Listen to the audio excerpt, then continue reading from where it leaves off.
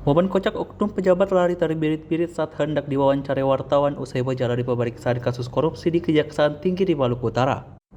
Orang tersebut merupakan Sekretaris Badan Penanggulangan Bencana Daerah BPBD Halmahera Selatan yang bernama Rosli.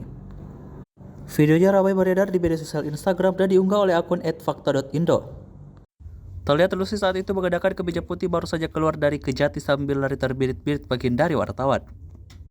Tampak pula wartawan yang juga merupakan perekam kejadian itu mengejarnya sambil berusaha menahan tawa.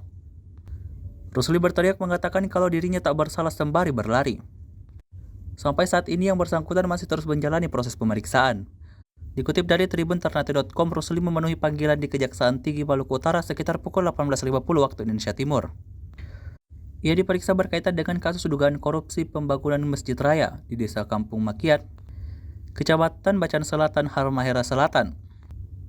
Informasi lebih lanjut, kasus dugaan korupsi pembangunan Masjid Raya Halmahera Selatan tersebut ditingkatkan ke tahap penyidikan. Proyek pembangunan Masjid Raya dikerjakan sebanyak 3 tahap, yakni tahap 1 tahun 2017 dan tahap 2 tahun 2018 dikerjakan oleh PT Bangun Utama Mandiri, sementara tahap 3 dikerjakan oleh CV Minaga 31.